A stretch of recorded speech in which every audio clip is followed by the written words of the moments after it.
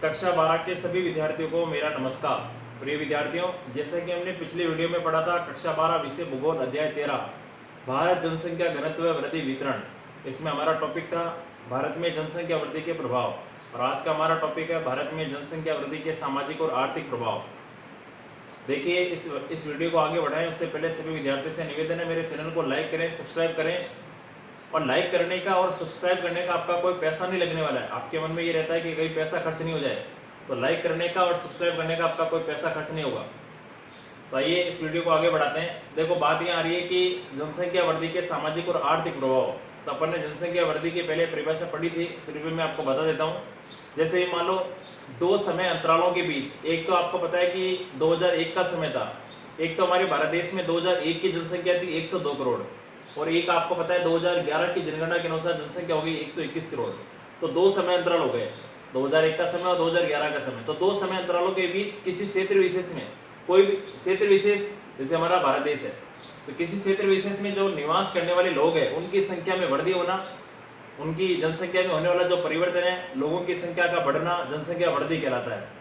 और विश्व जनसंख्या दिवस आपको पता ही है 11 जुलाई को ये मनाया जाता है। अब यहाँ बात आ रही है कि सामाजिक और आर्थिक प्रभाव। तो सामाजिक, तो आप समझ लो सामाजिक एक सजीव शब्द है, इसकी आपको पता है तुलना जो है सजीव से की गई है। सामाजिक यानी समाज प्लस एक प्रत्यय से इसका संबंध है, और इसमें आपको पता है कि मानव जनसंख्या से इसका संबंध है, या किसी सजीव यानी मानव जनसंख्या ले लो या पशु से ले लो, ठीक है ना। आर्थिक की बात करें तो इसमें ये जो टॉपिक है ना, भारत में जनसंख्या वृद्धि के सामाजिक और आर्थिक प्रभाव, यानी इसके अंदर जनसंख्या के बढ़ने से कौन कौन से सामाजिक प्रभाव पड़ रहे हैं, कौन कौन से आर्थिक प्रभाव पड़ रहे हैं। तो आर्थिक यानी देश की अर्थव्यवस्था पर क्या प्रभाव पड़ रहा है, जनसंख्या के बढ़ने से देश की अर्थव्यवस्था पर क्या प्रभाव पड़ रहा है, तो वो इसके बारे में इसका उल्लेख किया गया है। अब देखो, यानी देश की जो इकोनॉमी है उसके ऊपर जनसंख्या बढ़ने से क्या प्रभाव पड़ रहा है। तो अब देखो, इसमें पढ़ते हैं सामाजिक और आर्थिक प्रभाव की बात करें। आज आप देख लो, हमारा जो भारत देश है इसकी जनसंख्या अनियंत्रित तरीके से बढ़ रही है, यानी नियंत्रण नहीं है, अनियंत्रित तरीके से बढ़ रही है। यानी संसाधनों का आपको पता है कि सीमित है, संसाधन तो सीमित है, परंतु जनसंख्या आपको पता है अत्यधिक तेज गति से बढ़ रही है, जनसंख्या का विस्फोट हो रहा है। मैंने आपको पिछले वीडियो में भी बताया था। और अनियंत्रित रूप से जो बढ़ती हुई जो जनसंख्या है, इससे आपको पता है हमारा जो भारत देश है वैसे भी आपको पता है विकासशील देश है। हमारे देश की जो विकासशील अर्थव्यवस्था है ना, उसके लिए आपको पता है कि एक बहुत बड़ी चुनौती बन गई है। भारत जैसे विकासशील देशों के लिए एक जनसंख्या में जो तीव्र गति से वृद्धि हो रही है वो एक बहुत बड़ी चुनौती बन गई है। यानी जब तक सरकार जनसंख्या को नियंत्रण करने के लिए कोई कानून नहीं बना देती है, तब तक आपको पता है कि हमारे भारत देश में जनसंख्या इसी तरह से बढ़ती रहेगी। और जनसंख्या अगर बढ़ेगी तो आपको पता है कई प्रकार के सामाजिक और आर्थिक प्रभाव हमें देखने को मिलेंगे, जो कि हम इस टॉपिक में पढ़ेंगे। अब दूसरी बात मैं आपको बता रहा हूँ कि आज आप देख लो कि अगर अपन गाँवों से बात करें, गाँव की ले लो या मान लो शहरों से ले लो आप, तो लोग गाँव को छोड़ करके शहरों की ओर प्रवास कर रहे हैं। लोग गाँव को छोड़ के शहरों की ओर प्रवास कर रहे हैं, या मान लो पलायन कर रहे हैं। क्यों कर रहे हैं? क्योंकि आपको पता है कि एक तो भोजन की कमी है, रोजगार के साधनों की कमी है, आवास की मतलब कि रहने के लिए मकान नहीं है, जनसंख्या बढ़ने के कारण पीने योग्य पानी की कमी है ना। तो ये सब, इन सब की समस्या के कारण ही आपको पता है कि जो अपने देश का जो पारिस्थितिक तंत्र है वो बिगड़ता जा रहा है। पारिस्थितिक तंत्र में क्या होता है कि पारिस्थितिक तंत्र में आपको पता है कि एक प्रकार का एक जैविक समुदाय है। यानी जैविक समुदाय का मतलब इसमें जो जीव होते हैं ना, प्रत्येक जीव आपस में एक दूसरे के साथ आपको पता है कि संबंध स्थापित करते हैं। यानी प्रत्येक जीव जंतु आपस में एक दूसरे पर निर्भर है। आपने छोटी क्लासों में पढ़ा होगा खाद्य श्रृंखला, जिसमें सांप आपको पता है कि इसको मेंढक को खाता है, सांप को आपको पता है कि चील या बाज खा जाती है। तो मतलब पारिस्थितिक तंत्र में सभी जीव जंतु आपस में एक दूसरे के साथ संबंध स्थापित करते हैं, और मतलब कि ये जो जीव जो होते हैं ना, वो वातावरण के साथ अपना संबंध स्थापित करते हैं। तो तो अब यहाँ पारिस्थितिक की बात है ये। तो पारिस्थितिक तंत्र क्या हो रहा है, जनसंख्या के बढ़ने के कारण पारिस्थितिक तंत्र असंतुलित हो रहा है। पारिस्थितिक तंत्र असंतुलित हो रहा है, यानी संसाधन तो है सीमित है और जनसंख्या का विस्तार हो रहा है। आज आप एक उदाहरण लो, भारत की जो जनसंख्या है आज अभी अपन पढ़ रहे 121 करोड़ है। आज से पहले भी आपको पता है कि भारत का क्षेत्रफल 32,87,263 वर्ग किलोमीटर ही था, और आज भी वही क्षेत्रफल ही है, कोई क्षेत्रफल बढ़ने वाला नहीं है। पर जो जनसंख्या है ना, वो आपको पता है कि क्षेत्रफल उतना ही है, फिर भी जनसंख्या बड़ी तेज गति से बढ़ रही है, जनसंख्या बड़ी तेज गति से बढ़ रही है। अब देखो यहाँ अपन आगे बढ़ते हैं, इसके अंदर अगला जो टॉपिक है, भारत में आपको पता है कि जो जनसंख्या की जो वृद्धि है ना, जनसंख्या के बढ़ने के कारण आपको पता है कि व्यक्ति ने अपनी भौतिक सुविधाओं के लिए, यानी व्यक्ति ने अपने जीवन को अच्छा बनाने के लिए, अपने जीवन को बेहतर बनाने के लिए, है ना, भौतिक सुविधाओं के कारण आपको पता है कि मानव ने जो प्राकृतिक संसाधन है उनका अत्यधिक विदोहन किया है, यानी आवश्यकता से अधिक मानव प्राकृतिक संसाधनों का शोषण कर रहा है। आज आप देख लो, आज विश्व के अलग अलग इलाकों में, अलग अलग भागों में अगर अपन बात करें, बड़ी बड़ी मानव ने गहरी गहरी खाइयाँ खोदी है, खाने खोदी है। जैसे राजस्थान में मकराना में संगमरमर के खाने, है ना, ये कहीं आपको पता है कोयला निकल रहा है, कहीं लोहा, तांबा, सीसा, जस्ता, कई प्रकार के आपको पता है खनिज, धात्विक और अधात्विक खनिज निकाले जा रहे हैं, जिसके चलते आपको पता है मानव ने अपने विकास के लिए एक लालच में, एक लोभ के कारण प्रकृति के साथ खिलवाड़ किया, प्रकृति के साथ छेड़छाड़ किए, है ना, यानी अत्यधिक विदोहन के कारण आपको पता है कि जो पारिस्थितिक तंत्र वो बिगड़ता जा रहा है। तो मेरे कहने का मतलब ये है, और ये भी देख लो कि अवैध तरीके से, वैधानिक भी नहीं है, अवैध तरीके से, यानी कानून के खिलाफ जाकर के मानव क्या कर रहा है, कहीं से बजरी प्राप्त कर रहा है, कहीं से पत्थर प्राप्त कर रहा है, कहीं से कोई खनिज प्राप्त कर रहा है ना। तो वैधानिक तरीके से आपको पता है कि मानव जो है वो प्राकृतिक संसाधनों का विदोहन कर रहा है। और दूसरी बात आपको पता है, जिसके कारण जो प्रकृति है ना वो असंतुलित हो रही है, यानी प्रकृति संतुलित नहीं हो रही है, प्रकृति असंतुलित हो रही है, क्योंकि मानव प्रकृति के साथ खिलवाड़ कर रहा है, प्रकृति से छेड़छाड़ कर रहा है, ठीक है ना। और देखिए उसके बाद में आज जनसंख्या के बढ़ने के कारण आपको पता है कि दुनिया भर के प्रदूषण हो गए, है ना। जैसे अपन पढ़ते हैं मृदा प्रदूषण, भूमि प्रदूषण इसको कहते हैं, जल प्रदूषण है, ध्वनि प्रदूषण है, वायु प्रदूषण है, ये सब क्यों बढ़ रहे हैं? ये सब जनसंख्या के बढ़ने के कारण ही हो रहा है।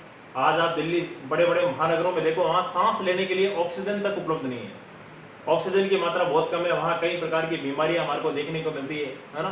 तो ये सब जनसंख्या वृद्धि के कारण ही ये सब प्रभाव पड़ रहे हैं। और इससे क्या हो रहा है, लोगों का जो स्वास्थ्य है वो बिगड़ रहा है, लोगों के स्वास्थ्य पर प्रतिकूल प्रभाव पड़ रहा है ना। अब देखो एक चीज़ और मैं बताता हूँ, आपने जैसे हरित क्रांति के बारे में पढ़ा होगा। हरित क्रांति हमारे देश में आपको पता है कि हरित क्रांति के जो जनक थे वो थे MS स्वामीनाथन, और विश्व में आपको पता है इसके जनक थे नॉर्मन बोरलॉग, है ना, मेक्सिको के कृषि वैज्ञानिक थे। तो अब यहाँ बात आ रही है कि हरित क्रांति की बात कर लेते हैं या आधुनिक खेती की बात कर लेते हैं। आधुनिक खेती के नाम पर आज आप देख लो, मानव जब कृषि करता है, खेती करता है, तो आपको पता है उत्तम किस्म की खाद, उत्तम किस्म के बीज, उत्तम किस्म के यंत्र उपकरण, मशीनों को काम में लेकर के, है ना, और पूंजी, अत्यधिक पूंजी का प्रयोग करके वो आधुनिक खेती करता है। सारा का सारा काम आपको पता है इसमें मशीनों से होता है, पर आपको पता है कई प्रकार की रासायनिक खादों का भी इसमें प्रयोग किया जाता है, जो मानव के स्वास्थ्य के लिए बहुत ही क्या है, खतरनाक है, और मानव के स्वास्थ्य पर इसका प्रतिकूल प्रभाव पड़ रहा है। और कई प्रकार के जो जीव जंतु है ना, वन्य जीव जंतु है, पशु पक्षी है, वो भी आपको पता है कि इससे प्रभावित हो रहे हैं, है ना, वो भी इससे प्रभावित हो रहे हैं, उनका अस्तित्व भी क्या हो गया है, खतरे में पड़ गया है। तो मेरे कहने का है कि रासायनिक खेती की बजाय हमें जैविक खेती करनी चाहिए। जैविक खेती आपको पता है कि लंबे समय तक चलने वाली है। रासायनिक खेती से भूमि भी बंजर होती है, पशु पक्षी है, वन्य जीव जंतु है, मानव है, इन सबके स्वास्थ्य पर इसका प्रतिकूल प्रभाव पड़ रहा है। कई प्रकार की भयंकर खतरनाक से खतरनाक बीमारियां पैदा हो रही है, कैंसर जैसी लाइलाज बीमारियां पैदा हो रही है, जिसका कोई इलाज नहीं, आपको पता ही है। अब देखो एक चीज़ और मैं आपको बताना चाहता हूँ कि जैसे मान लो आज जो जनसंख्या बढ़ रही है ना, जनसंख्या के बढ़ने के कारण मानव के रहने के लिए आपको पता है कि जो मानव है ना, उसके रहने के लिए पर्याप्त मात्रा में भूमि उपलब्ध नहीं है। जैसे आप बड़े बड़े महानगरों में जाइए, है ना, जैसे मैंने आपको बताया था, जयपुर, दिल्ली, मुंबई, चेन्नई, कोलकाता, अहमदाबाद, है ना, बेंगलुरु, बड़े बड़े महानगर, वहाँ आपको पता है कि जो जहाँ खेती की जा रही है ना, जरूरी नहीं है मैं अपन बड़े महानगरों की बात करें, आप अदरवाइज दूसरी जगह भी ले सकते हो, कि जहाँ मानव खेती कर रहा है उस स्थान पर मानव ने अब अपने आप को निवासित करने के लिए, मकान बनाने के लिए, रहने के लिए उस कृषि भूमि पर क्या करना शुरू कर दिया है, उस जो कृषि भूमि है उसके ऊपर आपको पता है मकान बनाना शुरू कर दिया है। अगर मानव इसी तरह से आवास बनाता रहता है कृषि भूमि पर, तो आने वाले समय में कृषि भूमि की कमी हो जाएगी, और क्या होगा, खाद्य पदार्थों का हमें सामना करना पड़ेगा, खाद्यान्नों की कमी हो जाएगी। ये इसका एक सबसे बड़ा मुद्दा है, तो ये भी अपने को ध्यान रखना चाहिए। और उसके बाद में देखो, उदाहरण के लिए मैं बता रहा हूँ कि आज आप देख लो कि जनसंख्या बढ़ने के कारण जो भूमिगत जो जल है ना, जो वाटर लेवल है, भूमि में जो जल का स्तर है, जल का स्तर गिरता जा रहा है, और जल का स्तर गिरने के कारण आपको पता है कई स्थान सूखे के कंगाल पर आ गए, वहाँ पानी की कमी है, पीने योग्य पानी की कमी है, तो वाटर लेवल जो है वो धीरे धीरे नीचे गिरता जा रहा है। और उसके बाद में आप जैसे उदाहरण के लिए मैं अभी आपको बताता हूँ, आज हमारे भारत में लगभग 70% जो जल है ना, 70% जो जल है वो प्रदूषित हो चुका है, यानी प्रदूषित श्रेणी में आ चुका है। 70% जल जो है वो प्रदूषित श्रेणी में आ चुका है। और इसमें आपको पता है जो 30% पानी है ना वो जहरीला हो चुका है, यानी उसमें विषाक्तता आ चुकी है। क्या हो चुका है? जहरीला हो चुका है, विषाक्तता हो चुकी है, जिसके कारण आपको पता है कि हर साल हमारे यहाँ पर 15 लाख बच्चे मर जाते हैं। ये सब क्यों हो रहे हैं? यानी जल प्रदूषण होने के कारण। जल से कई प्रकार की आपको पता है पेट की बीमारियां होती है ना, जो बच्चों के स्वास्थ्य पर या मानव के स्वास्थ्य पर प्रतिकूल प्रभाव डालती है। और देखिए उसके बाद में अपन आगे बढ़ते हैं कि आज आप बड़े बड़े पर्यटन स्थलों पर जाइए। पर्यटन स्थल किसको कहते हैं? पर्यटन जहाँ टूरिस्ट जाते हैं, जैसे जहाँ मेले लगते हैं। अपन राजस्थान की बात कर लेते हैं। राजस्थान में आपको पता है बड़े बड़े मेले हैं, जैसे बेणेश्वर डूंगरपुर में आदिवासियों का मेला लगता है ना, बेणेश्वर धाम है, या आप देख लो पुष्कर है, रामदेवरा है, या जहाँ कहीं भी आपको पता है कि दरगाह है, ख्वाजा मोइनुद्दीन चिश्ती की जो दरगाह है, जहाँ कहीं भी आपको पता है कि बड़े बड़े मेले लगते हैं, वहाँ आप देखो भारी मात्रा में भीड़ इकट्ठी होती है। और वहाँ वो क्या करती है, वहाँ जाकर के आपको पता है कि कूड़ा करकट फैलाती है, गंदगी फैलाती है। और उसका जो असर है ना, उस गंदगी का असर आपको पता है मानव के स्वास्थ्य पर पड़ता है। उस गंदगी से कई प्रकार के मच्छर पैदा होते हैं, मलेरिया जैसी घातक बीमारियां पैदा होती है, तो उससे मानव का स्वास्थ्य बिगड़ जाता है, मानव के स्वास्थ्य पर उसका प्रतिकूल प्रभाव पड़ता है ना। तो ये अपने को बताना चाहिए। और इनकी ये जो गंदगी होती है ना, ये कई प्रकार के जो कूड़ा करकट है, या मान लो XYZ उनके सड़ने गलने से, बदबू से, उनसे क्या होता है कि वहां पर जो पाए जाने वाले जो पेड़ पौधे हैं ना वो भी झुलस जाते हैं, या पेड़ पौधे आपको पता है कि लुप्त हो जाते हैं, पेड़ पौधे भी नष्ट हो जाते हैं। अब देखो और मैं बताता हूँ, आज जनसंख्या बढ़ने के कारण ग्लोबल वार्मिंग का खतरा बढ़ गया है। ग्लोबल वार्मिंग, ग्रीन हाउस गैसें जो आज ओजोन परत में छेद हो गया है, तो उसके पीछे क्या कारण है? आज तीव्र गति से मानव उद्योगों से निकलने वाली कार्बन डाइऑक्साइड गैस है, CO2, जिसके बारे में अपन पढ़ते हैं, है ना। यह आपको पता है कि CO2 तो है ही है, मतलब कार्बन डाइऑक्साइड गैस के साथ, उसके अलावा CFC क्लोरोफ्लोरोकार्बन है। ये आपको पता है कई गैसें ऐसी है जो ओजोन परत के लिए बहुत ही घातक सिद्ध हो रही है। इससे ग्लोबल वार्मिंग का खतरा बढ़ रहा है, और इससे क्या हो रहा है? मौसम में परिवर्तन हो रहा है। कभी कभी आप देखा करो कि सर्दी में भी गर्मी पड़ने लग जाती है, और कभी कभी गर्मी में भी सर्दी पड़ने लग जाती है। इसके पीछे क्या कारण है? मौसम में बदलाव, मौसम में परिवर्तन क्यों हो रहा है? ये ग्लोबल वार्मिंग की वजह से हो रहा है। और जब पृथ्वी का तापमान बढ़ेगा, तो अपन ने 11वीं क्लास में पढ़ा था कि जो ध्रुवों पर जो बर्फ जमा हो रही है, उत्तरी ध्रुव और दक्षिण ध्रुव पर, अंटार्कटिका और आर्कटिक क्षेत्रों में जो बर्फ जमा हो रही है, वो पृथ्वी का तापमान बढ़ने के कारण, ग्लोबल वार्मिंग का बढ़ने के कारण आपको पता है कि वो बर्फ पिघलती है, और पिघलने के कारण क्या होता है कि वो बर्फ पिघलने के बाद नदियों के माध्यम से समुद्र में चला जाता है, जिसके कारण समुद्र में जल का स्तर बढ़ने लगता है। और समुद्र में अगर जल का स्तर बढ़ेगा तो आपको पता ही है क्या स्थिति पैदा होगी। वहाँ आसपास के क्षेत्र में वो क्षेत्र जलमग्न हो सकते हैं, है ना। आसपास के क्षेत्र जलमग्न हो सकते हैं तापमान बढ़ने के कारण। तो ये अपने को बताना चाहिए। तो ये एक प्रकार का एक बड़ा संकट है। अगर ये ऐसे ही चलता रहा तो आने वाले समय में मतलब कि कई ऐसे देश है जो जलमग्न हो जाएंगे। अब देखो, तो इसमें सबसे बड़ा मुद्दा क्या है? एक तो कार्बन डाइऑक्साइड गैस है, और ग्रीन हाउस जो गैसें हैं वो आपको पता है कि अत्यधिक तेज गति से बढ़ रही है। तो इसका प्रकृति के साथ खिलवाड़ हो रहा है, और पृथ्वी का तापमान है वो दिन प्रतिदिन बढ़ता जा रहा है। अब देखो आगे बढ़ते हैं। अब देखो, जनसंख्या बढ़ने के कारण और भी कई ऐसी समस्याएं पैदा होती है। जैसे आप देख लो कि मानव रोजगार के साधन प्राप्त करने के लिए पेड़ पौधों की कटाई करता है, पेड़ों से कई प्रकार के आपको पता है रोजगार के साधन प्राप्त करता है, फर्नीचर बनाता है ना। कई प्रकार के आपको पता है कि उद्योगों के विकास को इससे बढ़ावा मिला है। तो वो क्या करता है कि पेड़ों की कटाई से भी कहीं पर सूखा पड़ रहा है। जहाँ पेड़ पौधे कम है, जैसे राजस्थान में जैसलमेर ले लो, वहाँ पेड़ों की संख्या बहुत कम है, जिसके चलते वहाँ वर्षा बहुत कम होती है। तो पेड़ पौधों की कटाई से आपको पता है कि वहाँ या तो सूखा पड़ सकता है, या आपको पता है वहाँ बाढ़ की स्थिति भी पैदा हो सकती है। क्योंकि पेड़ पौधे बाढ़ को कम करने में, यानी आपको पता है बाढ़ को रोकने में मदद करते हैं, मिट्टी के कटाव को रोकते हैं। पेड़ पौधे मिट्टी के कटाव को रोकते हैं, या आपने पहले पढ़ा ही होगा। ये मिट्टी को आपको पता है कि संगठित रूप से बांध के रखते हैं। अगर किसी गांव के चारों तरफ पेड़ पौधे लगा दिए जाए, वृक्षों की मेखला लगा दी जाए, तो आपको पता है कोई तूफान वगैरह आता है, तो तूफान की वजह से भी हवा की गति या जब कोई बाढ़ आती है तो बाढ़ के अंदर जो जल की गति होती है उसको ये पेड़ पौधे क्या कर देते हैं, कम कर देते हैं। तो ये भी अपने को पता होना चाहिए। अब बात अगर बाढ़ की आई है तो मैं आपको बताता हूँ कि आज आपको पता ही है पश्चिम बंगाल में दामोदर नदी में, बिहार में कोसी नदी में, असम में ब्रह्मपुत्र है ना, उड़ीसा में ब्रह्मणी नदी है ना, महानदी, इनमें आपको पता है हर साल बाढ़ आती है, जिसके कारण उन्हें उनका शोक कहा जाता है। जैसे पश्चिम बंगाल का शोक आपको पता है दामोदर नदी को कहते हैं, बिहार का शोक कोसी नदी को कहते हैं। तो ये उस तरह से मैं आपको बता रहा हूँ, जनसंख्या बढ़ने के कई प्रभाव है, एक नहीं है, बहुत सारे प्रभाव है, पर अपन अपने सिलेबस के अनुसार ही पढ़ रहे हैं। अब देखो यहाँ और क्या बात आ रही है कि जनसंख्या बढ़ने के कारण और क्या हो रहा है। देखो इसमें आज जनसंख्या बढ़ने के कारण लोग कुपोषण का शिकार हो रहे हैं, क्योंकि लोग बेरोजगार हैं। बेरोजगारी के कारण आपको पता है कि उनके पास में पर्याप्त मात्रा में पूंजी नहीं होती है, पर्याप्त मात्रा में उनके पास में आपको पता है संसाधन नहीं होते हैं, जिसके कारण वो आपको पता है कुपोषण के शिकार होते चले जाते हैं, है ना, भूखमरी की स्थिति पैदा हो जाती है।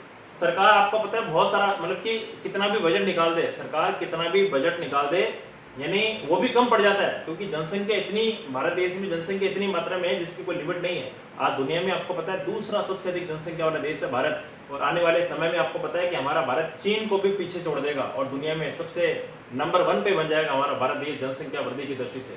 भारत में एक वर्ष में अगर अपन देखें, एक वर्ष में 2 करोड़ के आसपास जनसंख्या बढ़ती है, जो कि अकेले ऑस्ट्रेलिया के बराबर है। तो इसी तरह से जनसंख्या बढ़ी तो आने वाले समय में कई प्रकार की हमें कड़ी चुनौतियों का, गंभीर समस्याओं का सामना करना पड़ेगा। और देखो उसके बाद में मैं आपको बताता हूँ कि आज आप ये देख लो कि जनसंख्या बढ़ने के कारण, एक तो ये जनसंख्या जो बढ़ रही है ना, इसके पीछे सबसे बड़ा मुद्दा ये है कि एक लोग तो क्या, एक अशिक्षित है, अनपढ़ है, एक तो अशिक्षा है और एक गरीबी है। ये गरीबी और अशिक्षा, ये 2 कारण ऐसे हैं जो जनसंख्या को बढ़ा रहे हैं। अब लोग गरीब है, अब देखो कहीं आप गांव में कई लोग ऐसे होते हैं, अब तो फिर भी सुधार हुआ है। पहले आपको पता है कि लोग क्या करते थे कि किसान का परिवार खेती करता है, तो उसकी आपको पता है परिवार के सदस्य सोचते हैं अगर परिवार में अगर मान लो एक तो माता पिता है ना, माता पिता है वो स्वयं खेती कर रहे हैं, अगर मान लो वो ये सोचते हैं कि अगर अपन 2 हैं, अगर अपने अधिक से अधिक अगर बच्चे हों, मान लो परिवार में 2 की बजाय 4 परिवार, मतलब कि 4 तो बच्चे हो गए, 2 माता पिता हो गए, तो सदस्यों की संख्या बढ़ेगी। तो वो क्या करते हैं कि अधिक से अधिक संतान उत्पन्न को बढ़ावा देते हैं, जिससे वो खेती में काम कर सके, माता पिता के या दादा दादी के काम में हाथ बटा सके। तो जनसंख्या वृद्धि के लिए ये भी कुछ सीमा तक एक उत्तरदायी है। और दूसरी बात मैं आपको बताना चाहता हूँ इसके अंदर और क्या है कि जनसंख्या के बढ़ने के कारण आपको पता है कि आर्थिक विकास में बाधा उत्पन्न हो रही है। आर्थिक विकास आपको पता है नहीं हो पा रहा है ना। सरकार कई प्रकार की योजनाएं बनाती है, परंतु योजनाओं का लाभ आपको पता है हर व्यक्ति तक नहीं पहुंच पाता है, क्योंकि जनसंख्या हद से ज्यादा है। और देखिए जनसंख्या के बढ़ने के कारण और क्या समस्या पैदा हो रही है। आज आप देख लो जैसे समाज में लड़ाई झगड़े हैं। आज ये लड़ाई झगड़े क्यों हो रहे हैं समाज में? ये सब जनसंख्या बढ़ने के कारण ही हो रहे हैं। लड़ाई झगड़े हैं, कहीं आपको पता है जातिवाद हो रहा है, कहीं लोग अपने धर्म को बढ़ावा दे रहे हैं, धर्मवाद की स्थिति पैदा हो रही है। ये सब इसके पीछे यही कारण है। और उसके अलावा आज देखो ये जनसंख्या के बढ़ने के कारण कई प्रकार की बीमारियां पैदा हो रही है। आज आप HIV एड्स ले लो, आप HIV एड्स है ना, तो ये एड्स एक ऐसी बीमारी है जो आपको पता है किसी गंदी सुई से है ना, या बिना जांच वाला खून किसी के चढ़ा दिया जाता है तो उससे ये एड्स हो सकता है। प्रसव के दौरान माँ से होने वाला जो बच्चा है उसको आपको पता है एड्स हो सकता है। एड्स एक्वायर्ड इम्यूनो है ना, एक्वायर्ड इम्यूनो डेफिशिएंसी सिंड्रोम, ये इसकी फुल फॉर्म होती है। और एड्स के साथ आपको पता है दूसरी है पीलिया। पीलिया आप जानते ही हो, गाँव में कई बार हमें देखने को मिलता है। हमारे देखो ये नाखून है, ये पीले पड़ जाते हैं, आंखें पीली पड़ जाती है, त्वचा पीली पड़ जाती है। ये एक प्रकार का क्या है, ये एक प्रकार का आपको पता है कि जो पीलिया जो होता है वो हमारे शरीर में जो लीवर होता है उसको डायरेक्टली प्रभावित करता है, लीवर को प्रभावित करता है। और मतलब कि इसमें आपको पता है जो लाल जो रक्त की कोशिकाएं होती है वो टूट जाती है और इसमें एक पित्त बनता है ना, क्या बनता है, पित्त बनता है, शरीर में खून का पानी बन जाता है, अपन जैसे बोलते हैं सामान्य भाषा में। पीलिया के बाद में देखो खसरा है। खसरा एक प्रकार का वायरल संक्रमण है, ये बच्चों में होता है ना। जैसे बच्चों में खसरे का टीका भी लगता है, तो टीके के माध्यम से आपको पता है इसका उपाय किया जा सकता है, बचाव किया जा सकता है। जैसे खांसी है, जुकाम है या छींक आना है ना, तो ये किस मतलब कि सांस लेने के दौरान किसी दूसरे व्यक्ति के संक्रमण से ये बीमारी हो सकती है। तो ये अपने को पता होना चाहिए, खास तौर से अब देखो उसके अलावा अगर अपन बात करें, जैसे गांव में अपन कहते हैं कि बड़ी माता है ना, बड़ी माता कहते हैं ना, चेचक जिसको कहते हैं, शीतला माता है जिसको बादशाह कहते हैं, है ना, तो उसमें लोग कहते हैं भाई ठंडा खाना चाहिए, वैसे है। तो ये चेचक जैसी बीमारी है ना, ये भी हमारे देश में आज जनसंख्या बढ़ने के कारण चेचक जैसी बीमारियां भी उत्पन्न होने लगी है। तो चेचक में क्या होता है, जैसे बुखार आना या किसी व्यक्ति को बेचैनी उत्पन्न होती है या उल्टी होना, शरीर पर आपको पता है कि दाग धब्बे बन जाते हैं बाद में उनके, है ना। तो ये कुल मिलाकर के मैं आपको बता रहा हूँ समझाने के लिए। तो ये सब बीमारियां आज जनसंख्या बढ़ने के कारण ही ये बीमारियां उत्पन्न हो रही है। तो ये जनसंख्या वृद्धि के अपने सामाजिक और आर्थिक प्रभाव पड़े थे। तो आर्थिक में मैंने आपको बताया कि आज रोजगार के साधन बहुत कम है, जनसंख्या इतनी तेज गति से बढ़ रही है कि रोजगार के साधन बहुत कम है, अर्थव्यवस्था बिगड़ती जा रही है। अर्थव्यवस्था आपको पता है कि कमजोर पड़ती जा रही है। क्यों पड़ती जा रही है? क्योंकि संसाधन सीमित है, जनसंख्या बड़ी तेज गति से बढ़ रही है, जिसकी वजह से देश जो है वो आर्थिक संकट की स्थिति का सामना कर रहा है। तो आज की वीडियो में इतना ही। जय हिंद, जय भारत। तब तक के लिए सभी को नमस्कार।